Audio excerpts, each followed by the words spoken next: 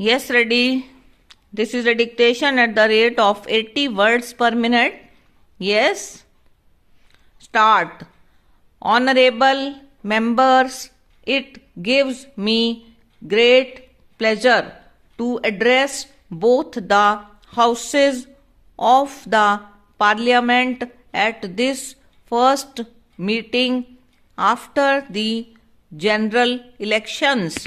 I extend my warm greetings to all of you.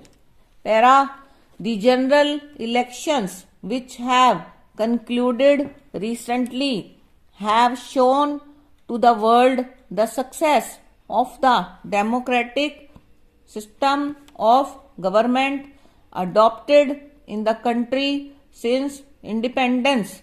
At this important stage in the history of the country as well as the history of the world, our task should be to give a clean and efficient administration. Another important matter to which I would like to draw your attention is electoral reforms. We have been talking about this subject from time to time, but no government has taken any major step to bring about suitable amendments to the election laws during the last many years. The object of such a law will be to get rid of money power and to bring in accountability in the case of political parties so that the elections may be conducted in a free and fair manner. The new government will take necessary steps in this direction in consultation with all political parties. On this occasion, it would be proper for me to point out that the government will always try to maintain the honor and independence of the judiciary.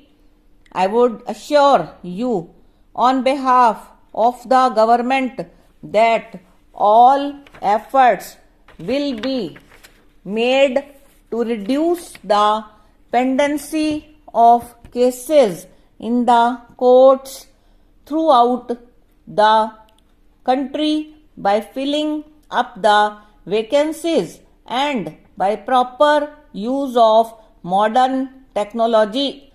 Regarding the question of center-state relationship, the government will take into consideration all the studies and reports made in this respect and in consultation with the state governments take the necessary steps in order to settle all disputes between the states in matters of common interest. We are happy to note that the economic reforms of the past 5 years have achieved some amount of success. However, as you are aware, the speed with which we are moving is not much when compared with our requirements. This government would give personal attention to this matter and speed up the reforms while maintaining the basic framework of a sound economic policy. The economic development of a country in any part of the world can be maintained at a steady rate only if the external loans of the government are limited